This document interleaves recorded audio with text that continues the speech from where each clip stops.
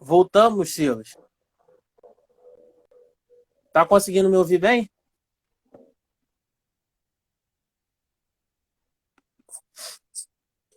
Eu tô aqui, tô tentando fazer esse vez, né? É a barreira que a gente tem para vencer aí. Eu perguntei para você sobre o contexto histórico É, em que o Apocalipse foi eu não escrito. sei. Você tá... Eu gostaria que E- você retornasse, porque quando você começou a falar, começou a cortar, já no início. Tá bom. A gente tem algumas propostas de leitura do Apocalipse de João e a que é pouco difundida, mas que é uma das favoritas dos estudiosos, é a preterista, que é justamente se aproximar do livro pensando no que o João ele vivenciava, no que a comunidade dos cristãos vivenciava. Só me dá um ok que meu áudio está Tá, tô chegando te ao ouvindo direito bem. aí. Tá show de bola. Ótimo, obrigado, Deus. Então, essa perspectiva é a de que a gente se aproxima do texto entendendo o que eles viviam na época e qual foi a experiência dos cristãos que estiveram ali ouvindo, né, quando esse texto ele era lido para a comunidade. Talvez nem todos saibam, mas a tradição oral, a oralidade dos textos era muito comum, não era todo mundo que lia. Então, alguém pegava o texto para ler e lia ali para a comunidade. Então, essa comunidade se reunia na sua liturgia, no seu culto, e eles liam ali a carta do Apocalipse, ou as cartas, né? Ali, as igrejas da Ásia, e depois o conteúdo restante, esse corpo que tem essa carta do Apocalipse.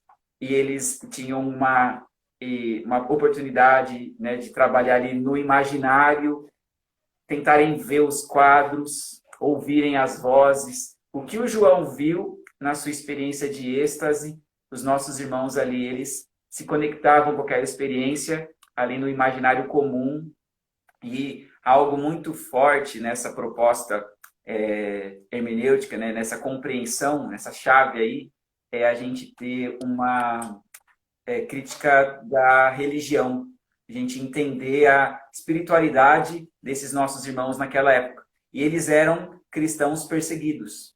E eu estava dizendo, né, anteriormente, quando eu caí aqui, continuei falando, não sabia que tinha caído, estava dizendo que, na atualidade, em muitos países, irmãos nossos cristãos, eles vivem a angústia que a comunidade ali que recebeu a carta de Apocalipse vivia, que é um contexto de perseguição. Na época, né, o mal, né, quem oprimia eles era o Império Romano. Né, começou ali uma perseguição seletiva, em alguns momentos uma perseguição generalizada, né, como foi no caso de Nero. Nero, para nós, quando nós lemos ali João falando sobre o anticristo, a gente nessa perspectiva, a gente pensa logo no Nero, né? Ele é o anticristo.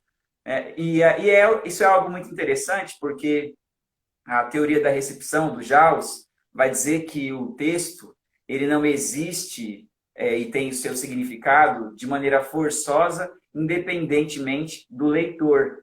Então, essa teoria da recepção vai dizer para a gente o seguinte: tá bom, João escreveu e para o João o epítome do mal é o Império Romano, né? Quem escreveu sobre isso, essa visão preterista, muito bem, é o Berkeley. É um livro de 1958, ele é um escocês, e eu trabalhei com o livro dele para entender essa visão preterista, né? E a gente tem essa ideia vinculada, por exemplo, a outros textos, né? Os textos de Daniel, que apontam as bestas como reinos, e aí você tem ali em Apocalipse, João descrevendo também esse império como uma besta que emerge do mar, está ali em Apocalipse 13.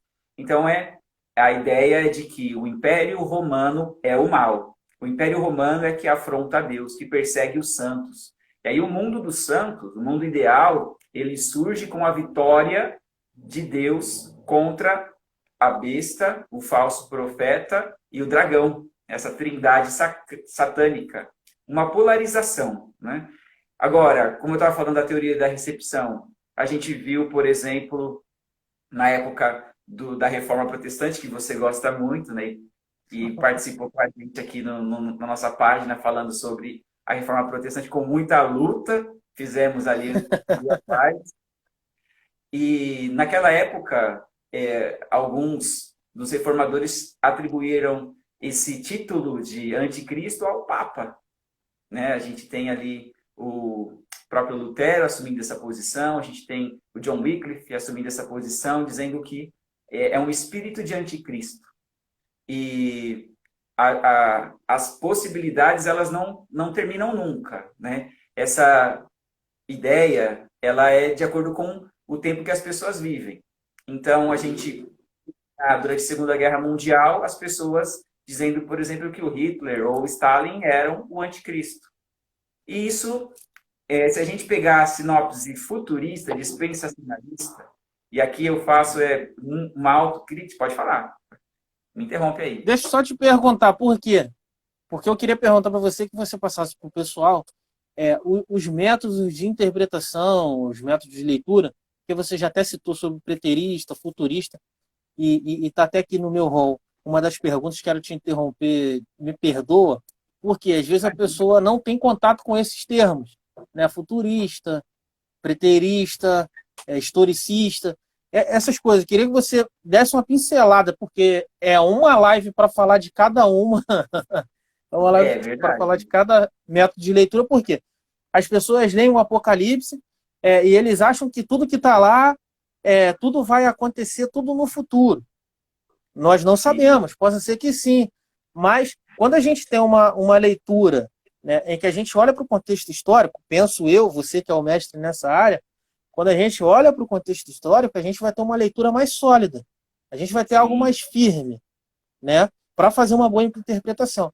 Aí eu queria que você explicasse para o pessoal esses métodos de interpretação, de leitura.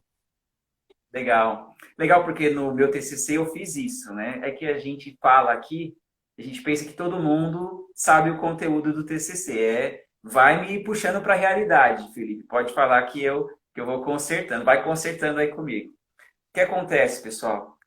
A gente tem a possibilidade de ler o texto, e a gente chama isso de fazer uma análise, uma crítica. Tem alguns termos mais técnicos, né? Exegese. E aí tem o termo que a gente chama de chave hermenêutica, por exemplo. Hermenêutica é uma palavra que vai significar você pegar um texto e dar um significado para ele na atualidade. Então, a forma favorita dos estudiosos é a forma preterista, que vai falar o que vivia a comunidade ali de João, a comunidade que recebeu o conteúdo de Apocalipse, que foi a primeira pergunta que o historiador fez aqui para mim, o Felipe.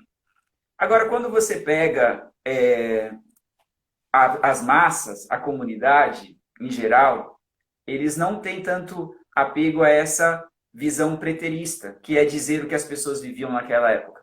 Eles querem resposta para as angústias delas hoje. E aí, quando elas fazem isso, a tendência é elas terem uma leitura anacrônica, pegarem os termos e entenderem de maneira superficial. Anacrônica, desculpa, gente, eu falo difícil mesmo, eu preciso me corrigir nisso, estou trabalhando nisso. Anacrônica é você ler um texto fora do contexto, você analisar o texto que foi escrito há 2000 anos atrás com lentes de agora.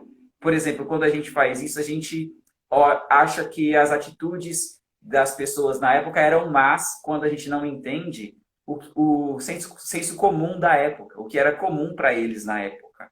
Então, isso acontece em vários momentos. A gente julga um momento, né? Julga as pessoas, faz juízo de valor, sendo que a gente não sabe o que era viver aquela época, o que era aceito, qual era a bagagem, a experiência das pessoas. Então, a gente faz uma leitura superficial, anacrônica, fora do tempo, ou então a gente pula os textos, igual a gente pula manual de instruções, né? Tem coisa que a gente passa, aqueles acordos lá de aceitação de site, de relacionamento, de LinkedIn, Instagram, Facebook, ninguém lê. A gente aceita tudo porque não quer ler. As pessoas muitas vezes olham para o Apocalipse fazendo isso. Ah, é complicado, deixa para lá. Ah, não quero saber. Teve um comentário que eu achei ótimo no seu anúncio, né, sobre a live. Foi da Nauara, que sempre acompanha a gente aqui no Evangelho que Transforma. Ela disse assim, já deu um medinho. E foi a mesma coisa que aconteceu quando eu fiz uma experiência com os jovens adolescentes lá da igreja. Eu apresentei para eles a ideia de nós termos um momento de oração, depois de nós refletirmos com 2 quadros de Apocalipse, Apocalipse 4 e 5. E aí a primeira coisa que eu ouvi foi medo, né? Eles já tinham expressão de medo, e aí uma pessoa verbalizou medo. E a gente, na atualidade, a gente olha para o livro de Apocalipse com medo. E não é à toa, né? A gente tem um certo fascínio, né? A gente vê aí filmes de terror, a forma que um apocalipse zumbi é comercializado, aí tem dezenas de filmes, histórias, séries, quadrinhos, animações sobre terror. E as pessoas curtem muito. Então, o Apocalipse, ou ele é olhado com uma visão de terror, e as pessoas querem ter essa sensação do medo e falar, eu quero experienciar esse medo. Ou as pessoas, elas rejeitam, ele fala assim, é muito complicado. Né? E isso a gente atribui a uma proposta hermenêutica que foi o dispensacionalismo, né? Que é quando você pega os textos bíblicos e divide em uma forma de Deus de trabalhar com a humanidade em dispensações. Então, essa sinopse dispensacionalista, futurista, ela é baseada muito nas ideias do Cyrus Scofield, né, um teólogo estadunidense. Depois do evangelicalismo, isso vai acontecer, o segundo grande despertamento nos Estados Unidos. Eles vão se aproximar do texto, deixando de lado os estudos históricos, o que as pessoas entendiam anteriormente, e vão ter um relacionamento com o texto baseado no que eles estão lendo, somente, sem pensar na análise exegética e numa crítica da religião, pensando o que as pessoas tinham de espiritualidade quando o texto foi escrito. E aí, quando a gente lê assim, sem a gente entender o que as pessoas elas experienciavam na época delas, a gente coloca totalmente a nossa interpretação.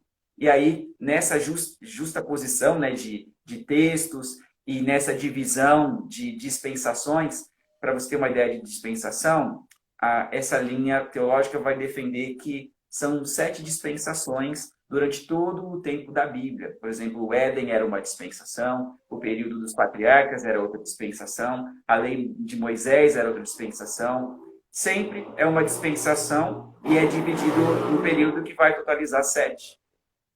Até que chega o fim, né? E nessa sinopse, a interpretação de Apocalipse, ela é o seguinte: a carta às 7 igrejas, que vai até ali Apocalipse 3, ela é algo totalmente preterista. Depois do capítulo 4, de 4 a 22, aí se torna futurista.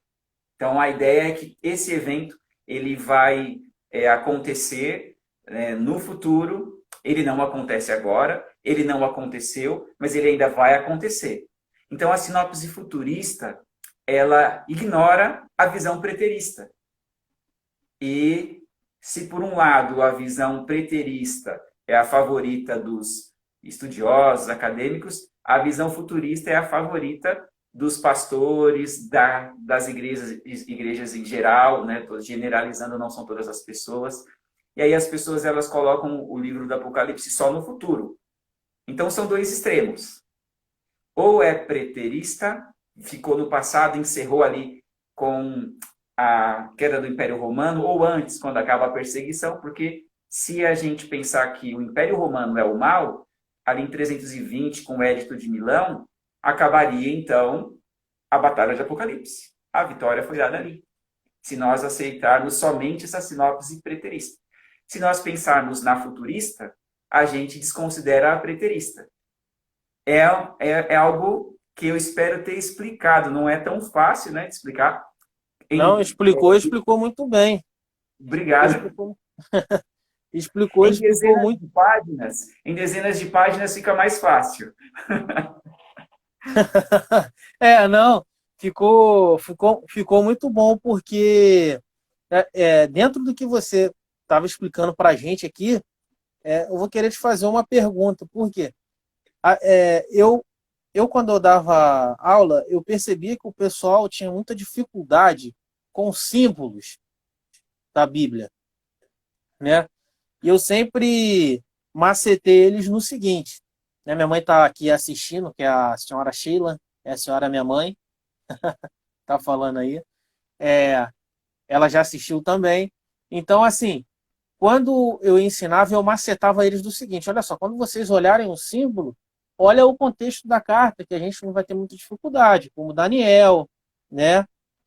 O pessoal tem muita dificuldade com Daniel. Quando a gente olha para o contexto de Daniel e o que já aconteceu até Cristo, a gente vê que não é tão difícil assim, né?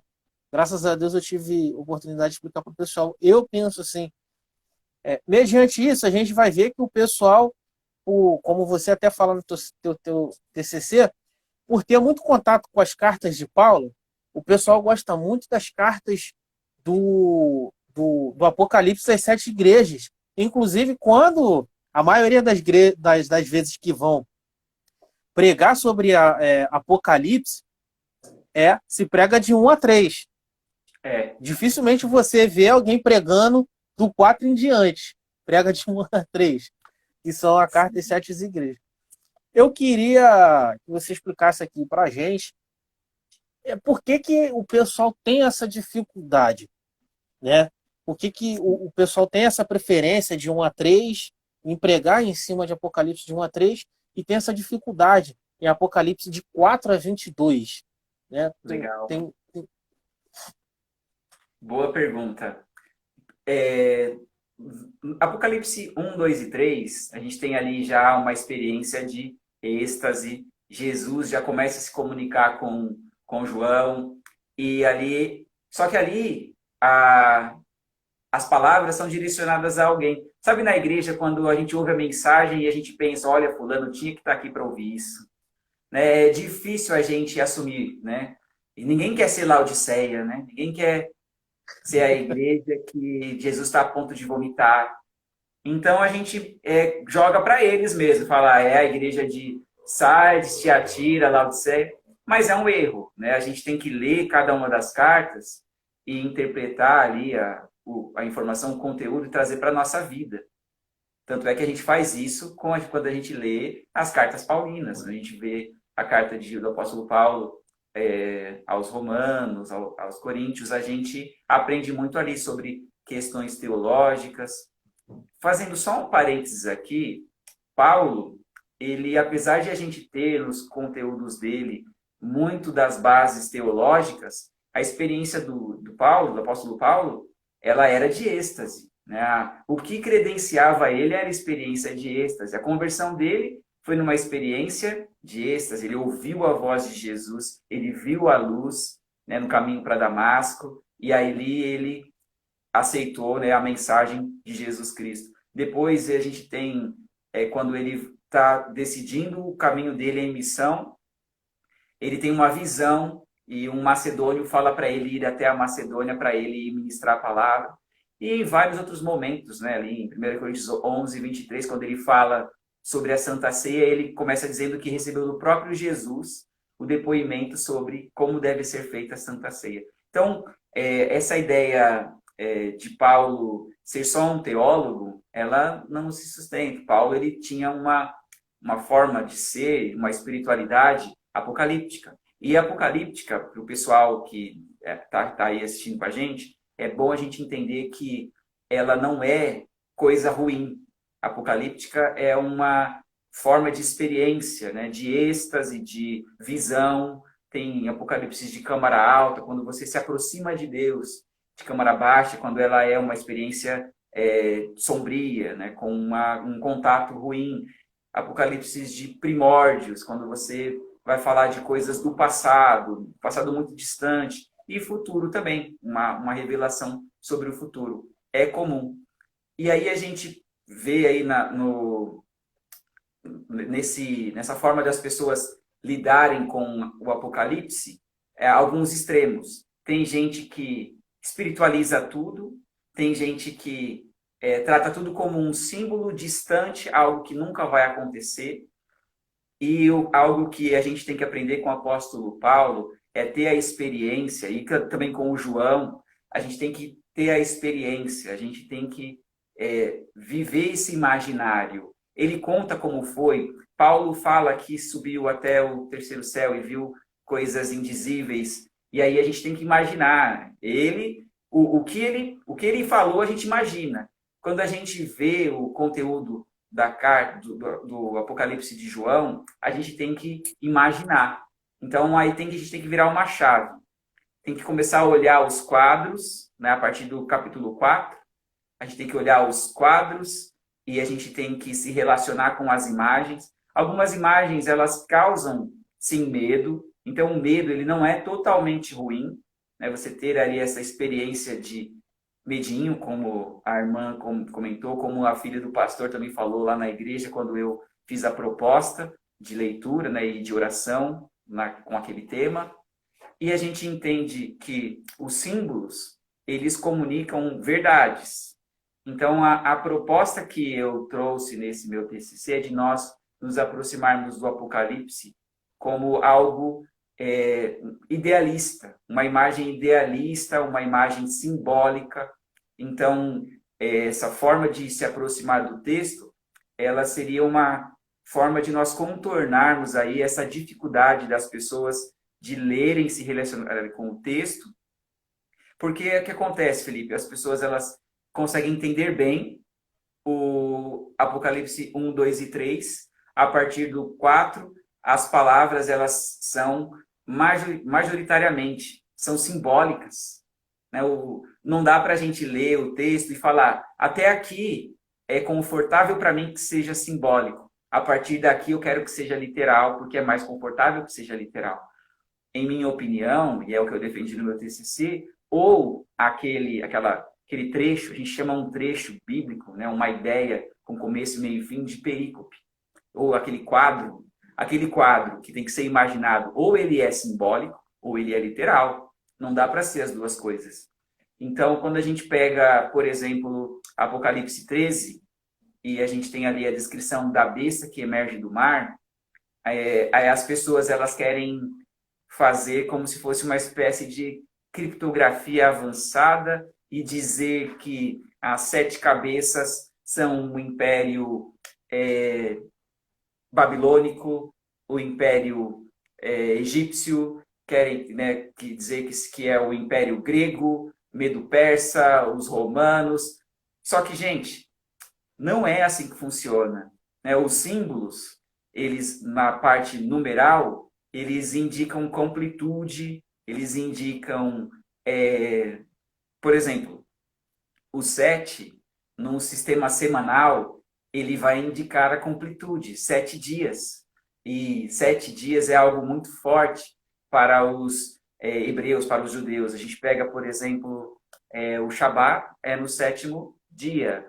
E uma semana é o Shabuá. E eles não diziam só uma semana de 7 dias, eles chamavam até 7 anos de uma semana, de um Shabuá de 7 anos. Semanas de anos. É algo muito comum isso na Bíblia. Então, o 7 ele indica completude, uma perfeição.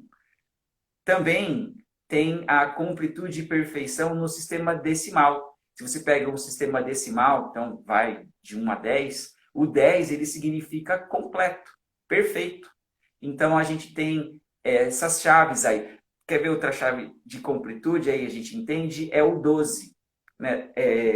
12 filhos de Jacó, né? 12 tribos de Israel, 12 príncipes filhos de Ismael. São 12 os meses que a Terra demora para dar a volta ao redor do Sol. Então, o 12, dúzia, indica também completude. Então, tanto o 7 como o 10 e o 12 pode indicar perfeição. Quando você pega 7 cabeças, você está falando todo o mal, por exemplo. toda a história do mal, toda a trajetória do mal. Então, a gente tem, nessas simbologias, né, nesses números, quadros que a gente pode até entender o símbolo deles como algo de completude, de totalidade, de poder, de toda a história, mas a gente não pode traduzir e esquecer a imagem. E as pessoas, infelizmente, os cristãos, eles têm uma certa rejeição a imagens, a quadros, né? E o Apocalipse, né, a imaginação apocalíptica, ela exige isso, que você veja os quadros, que você imagine o dragão que emerge do mar. Imagina um mar todo agitado e um dragão, uma besta enorme levantando-se do mar. É uma experiência de terror, de angústia, né? E é uma coisa que é para a gente pensar que existe uma batalha a ser travada, existe uma polarização. Como eu tinha falado antes, e até já vi algumas pessoas comentando, o Apocalipse é um livro que as pessoas, quando elas querem ficar acomodadas, elas não querem ler. O Apocalipse mostra uma polarização, que existe uma trindade satânica, né? O dragão, que remete ali à serpente, a Satanás, né? Ha-Satã, né? É o opositor, e o falso profeta e o anticristo, em contraponto à trindade, que é Deus Pai, Filho e Espírito Santo. E aí a gente tem, por exemplo, a meretriz que monta a besta, ali na descrição de Apocalipse 13, como antítese da noiva, né? Contrária à noiva, que é a igreja. Então, é um contexto de conflito, de vamos colocar as coisas nos seus devidos lugares. E aí eu acho que as pessoas, elas não querem, né, sair da sua zona de conforto, deixar ali o seu feijão com arroz. Vamos para o culto, sai do culto, toma um açaí, tá tudo bem. Né? As pessoas não querem tanto compromisso assim com em geral, né? Não são todas. Não estão tão afim de ler uma coisa que vai promover ali um conflito, uma aproximação mais profunda, né, dessa batalha que existe entre o bem e o mal. O Silas, quero até colocar um ponto aqui até para o pessoal que está assistindo a gente. É um professor meu, o professor Brian. Você falou dos símbolos, sobre os números, do 7 ser perfeição, né? Se essa coisa de completude, né? Essa coisa completa, ou que está acabada, né? Sétimo dia.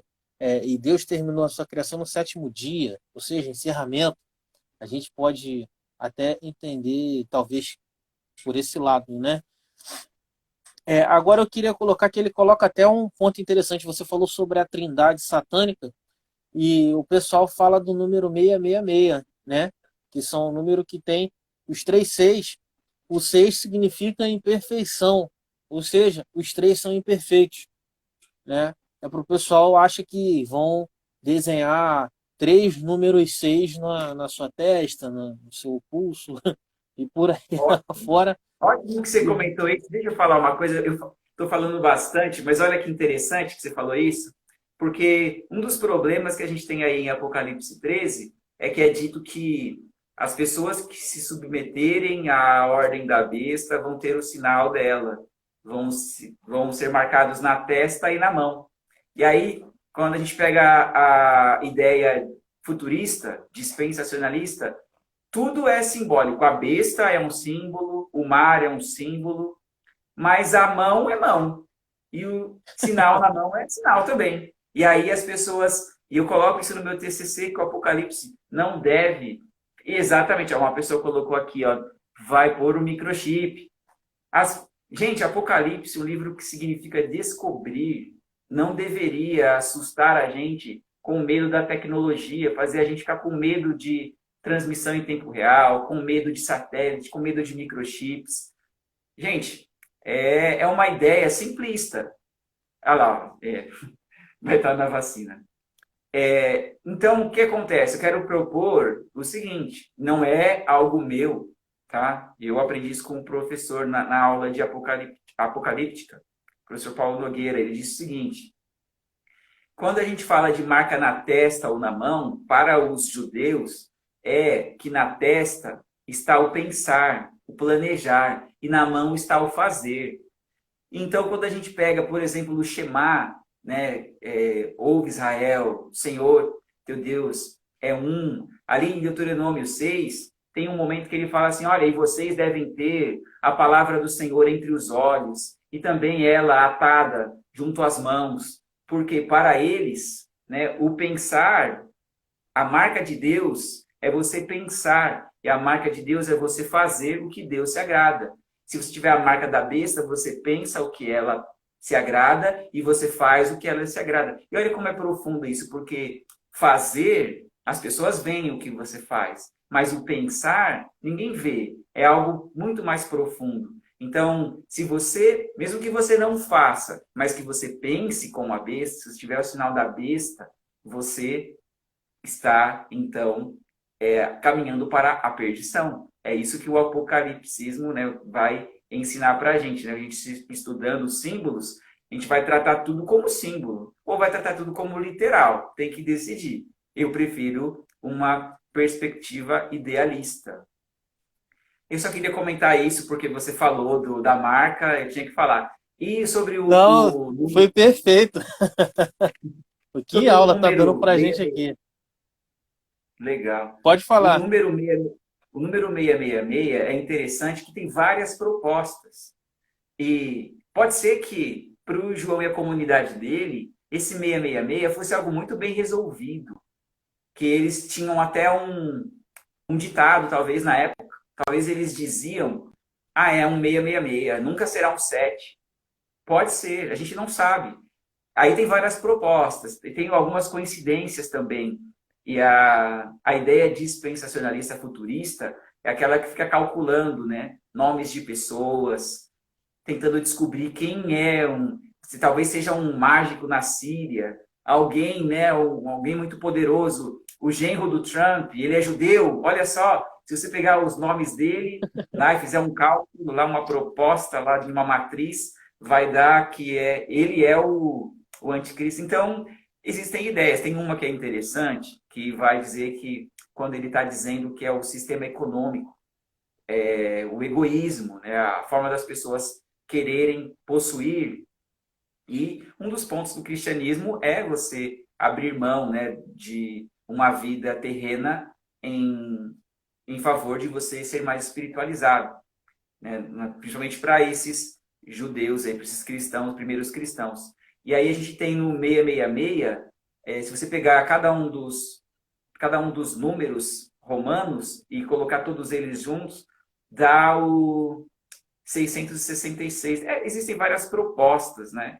Eu prefiro pensar que, como você falou, é um número 666, nunca será 7. E 7 indica a completude, e um número ou uma palavra repetida 3 vezes para os judeus, para os hebreus, é ênfase. Então, quando você pega 666, você está justamente e casa com outras expressões, porque quando a gente pega ali em Apocalipse 1 e outros textos que fala de Deus, fala de Jesus, fala aquele que era, aquele que é para sempre, aquele que há de vir. E aí quando você pega a besta que emerge do mar, fala aquele que era, aquele que já não é e que há de subir do abismo. Então, é bem interessante. Eu fico com essa ideia aí do número 666 ser um sinal de falência mesmo, de não prosperar. Um comentário, o Caio, meu colega aqui de faculdade, ele pediu para falar sobre a ideia histórica. Né? A ideia histórica, essa aproximação do livro, vai engessar o Apocalipse em vários momentos da história. Então, vai dizer que parte é preterista, parte estava se tratando do período das cruzadas, parte estava se passando no período da Reforma Protestante. Eu não simpatizo com essa ideia. Para Até mim, essa ideia trata até sobre é, a, sobre o fato das 7 igrejas estar ali alocada em 7 períodos, né? Que a igreja da Laodiceia foi o período que a igreja era muito rica e largou. Tem muito essa. Inclusive, tem o comentário exegético do Apocalipse do Grant, que ele até menciona sobre isso, né? Ele vai tratar sobre esse ponto aí, que é interessante, pessoal que não tem contato, né? Te cortando rapidinho, Silas, que eu quero te apresentar, esse é o Silas, é um amigo, um dos amigos que a página me deu e que Deus tem trago bastante pessoas até a nós para nos abençoar. Siga o Silas, siga sua página é muito edificante, muito boa, né? Estamos sempre em contato, eu tenho o WhatsApp dele, eu tenho que tentar reunir essa rapaziada todinha aí para a gente tomar um café, fazer uma filmagem aí para o pessoal, né? Legal, legal. Ô Silas, te cortando rapidinho, o pessoal, a gente trata, né? A igreja tem esse costume de tratar, até por eu falar muito, que a cultura influencia demais. Eu gosto muito de falar sobre isso, sobre a cultura por influenciar demais, porque a gente passa a pregar até o que a gente está vivendo. Então a gente tem aquela intenção de tratar o Apocalipse como algo que é um mistério, né? Eu particularmente, não sei se você vai compartilhar da minha ideia, eu não vejo a Bíblia como algo que Deus escreveu que é mistério, uma coisa que é revelação dele para a humanidade. A Bíblia é a palavra de Deus e revelação dele para a humanidade, de como ele se relaciona e vai se relacionar com a humanidade. Só que quando a gente chega no Apocalipse, a gente começa a ter esse problema. É que o pessoal, não, é mistério de Deus. Não, isso aí é uma mensagem que Deus deixou para a gente descobrir. A gente está criptografada e a gente precisa descobrir essa criptografia. É onde começa a surgir essas coisas. Não, é o Império Babilônico, o Império Egípcio. Não, a besta é aquele cara. Eu já perdi as contas de quantos presidentes dos Estados Unidos eram o anticristo, né? Não sei se você já viu isso, né? Outro dia o rapaz me mandou também sobre o presidente da França, o Macron, não é isso? Ele falando também, não, eu falei, cara, olha só, é melhor a gente tirar um dia, sentar e estudarmos o Apocalipse, porque você está se afligindo à toa, em que a carta de Apocalipse, como até um comentarista deixou aí, ela é uma carta de esperança, e como você comentou, ela não é uma carta de medo, ela é uma carta que deixa bem batido até aquele texto que fala que o que Deus tem preparado para a gente, olhos humanos nunca viram e ouvidos nunca ouviram, né? Então, a gente vê a carta de Apocalipse, Deus trazendo essa revelação. Eu quero que você traz para a gente, por que essas pessoas veem o Apocalipse como um mistério, como algo que é criptografado? O que você pensa sobre isso? Ou você compactua do meu pensamento aqui de que ela é uma revelação clara de Deus para a gente?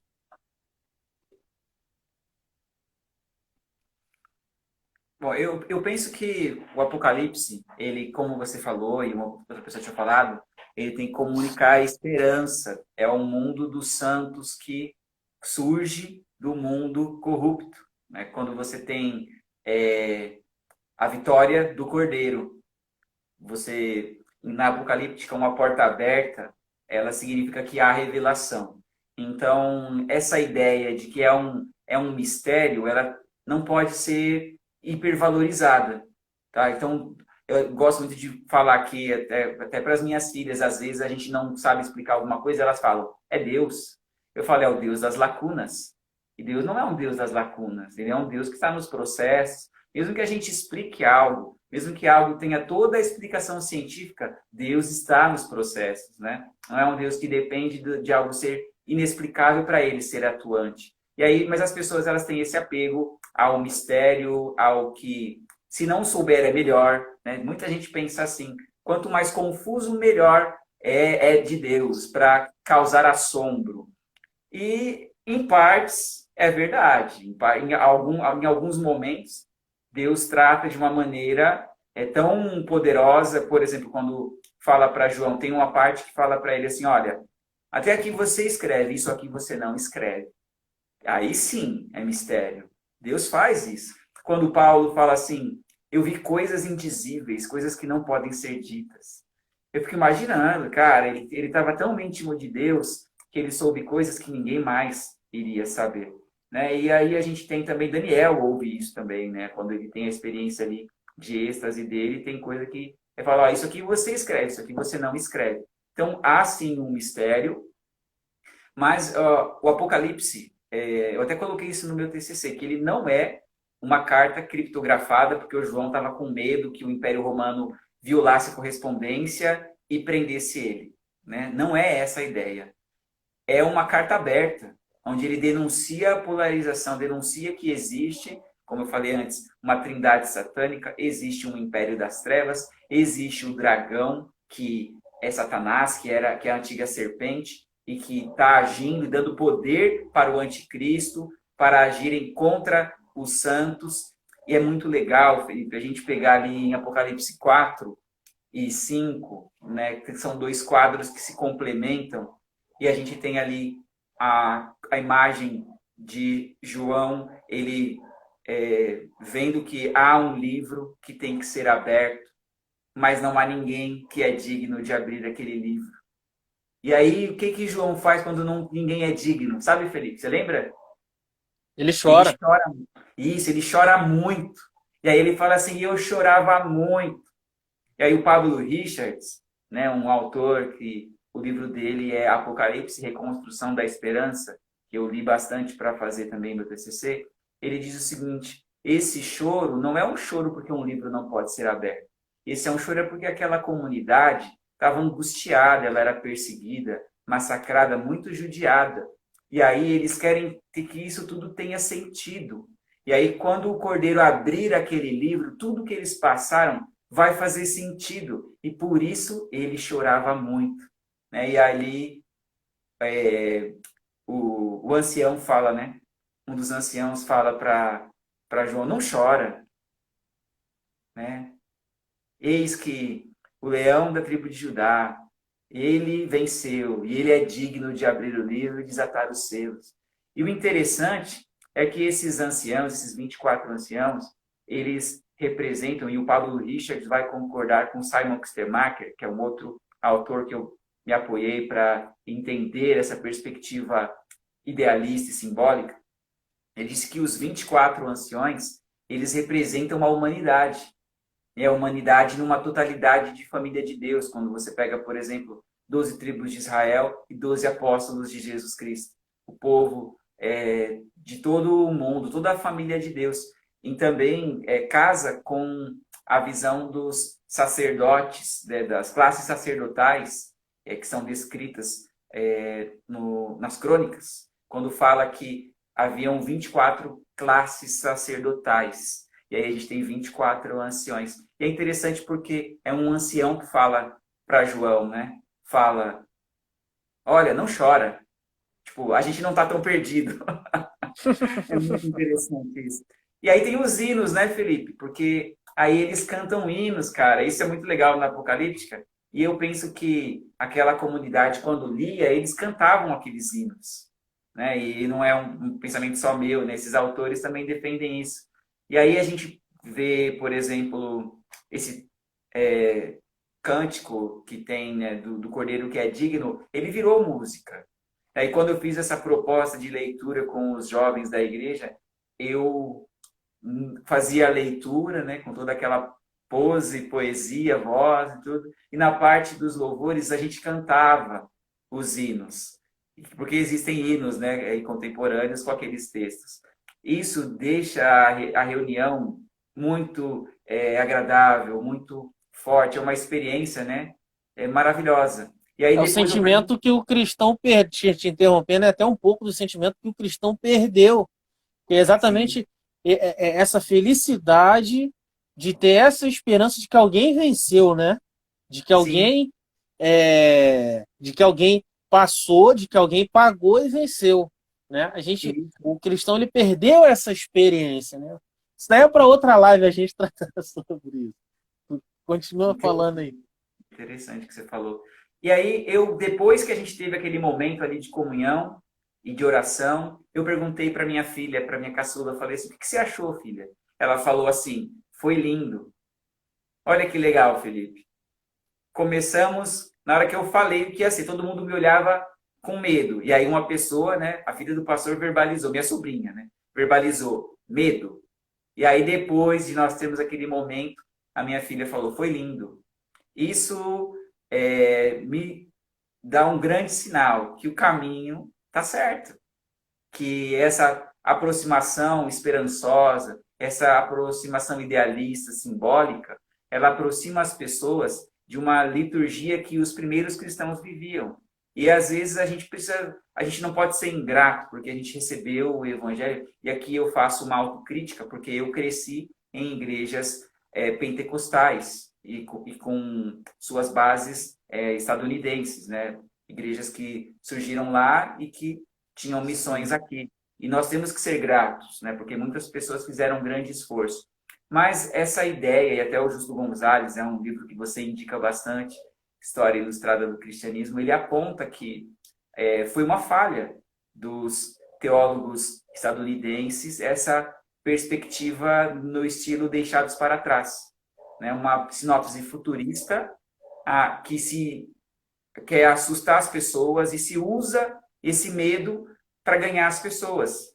E nós vemos no discipulado de Jesus Cristo não o assustar, mas o chamar para o aprendizado, para o ensino, no discipulado. E não você ir lá e, olha, eu não quero me relacionar, mas assim, você não aceitar Jesus, o que te espera é esse cenário aqui apocalíptico.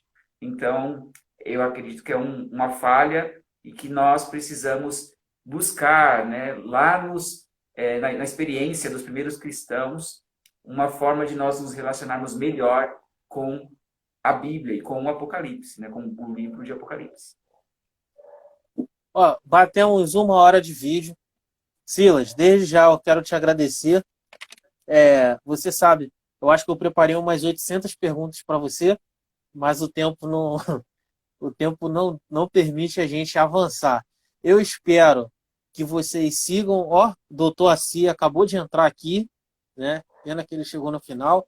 Eu fiz a live com ele sobre teologia bíblica na sexta-feira. Se tornou também um grande amigo, né? Ele é secretário da Sociedade Bíblica e vou visitar a Sociedade Bíblica lá assim que tiver oportunidade. Quero deixar um abraço para todos vocês que nos assistiram, para aqueles que entraram e saíram, tá? Batemos 1 hora. Eu não sei quando essa live vai cair, né? O Instagram ele está um pouco alterado aí. Silas, eu quero que em rápidas palavras você deixe uma mensagem de acordo com o tema aí que a gente tratou, né? Porque o tema de Apocalipse, ele muita gente tem muita dúvida nele, muita gente fala muita besteira nele também, Sim, muita gente deixa assim bem complicado de entender assim o livro de Apocalipse, e é uma coisa que não é tão difícil quando olhamos para a esperança daquele que um dia morreu por nós e foi digno de abrir o livro, né, com isso, 7 selos. exatamente. Então eu quero que você deixe uma palavra para o pessoal aí, rápidas palavras, 20 segundos. Eu não sei quando vai cair. E desde já deixo a minha gratidão e o meu abraço. E futuramente a gente vai marcar outra live. E eu estou te devendo uma para falar sobre a teologia dos reformadores. E eu vou estar aí na sua página falando sim. Beleza, vai ser ótimo. Obrigado pela oportunidade. Quero deixar para vocês o seguinte: se aproximem do livro de Apocalipse. O tema do meu trabalho é uma aproximação esperançosa e a centralização do Apocalipse, porque ele é um livro marginalizado, infelizmente. Ele foi relegado a uma condição de livro inacessível porque as pessoas não querem ter trabalho, mas elas estão perdendo. Então não perca. É uma experiência ali maravilhosa quando a gente vê essa vitória dos santos de Deus, a vitória do Cordeiro. Se aproxima, eu quero indicar algumas literaturas para ajudar você a se aproximar. Simon Kistemaker, sobre o Apocalipse, ele faz um comentário, versículo a versículo, é maravilhoso, e numa perspectiva idealista. Ele explica todos os símbolos. Felipe tem meu contato, pessoal que está aí acompanhando, quiser, eu tenho esse PDF, tenho outros PDFs, estou aberto a compartilhar, tá bom? Outras indicações,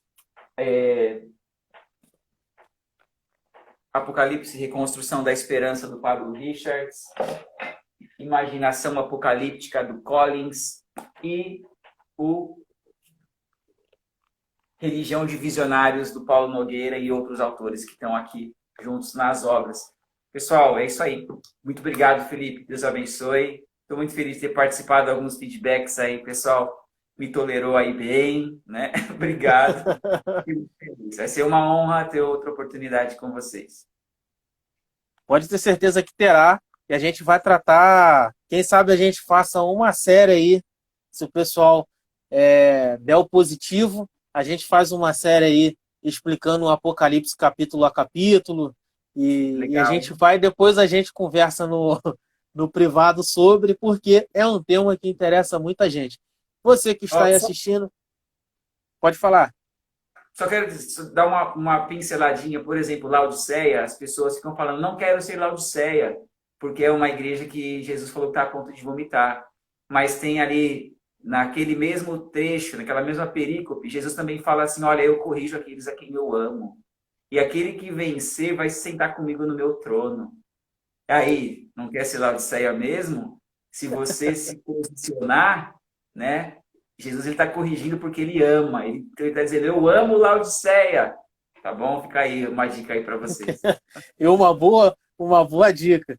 Silas, um abraço em toda a família, tá? Deixa um grande abraço para toda a sua família. Que Deus abençoe, Deus derrame da sua mais rica graça, tá bom? E quem sabe um dia nos encontramos aí pessoalmente para tomarmos um café e eu poder aprender um pouquinho, tá? Muito obrigado, meu amigo. Deus abençoe. Muito obrigado. Então, pessoal, esse aí é o Silas Prado, né? Teólogo, pesquisador da carta do livro do Apocalipse. Vocês viram, espero que vocês tenham gostado. Eu ia pedir vocês para printarem e postar nos stories, só que, infelizmente, eu já desliguei a ligação aqui com ele. Deixa um abraço para vocês. Como eu sempre falo aqui na página, aprender é sempre um esporte. Fique ligado que faremos a série 30 minutos sobre a reforma. Será 30 minutos, eu estarei falando sobre a reforma para vocês em uma sériezinha e depois espero que abençoe a vida de todos. Um grande abraço.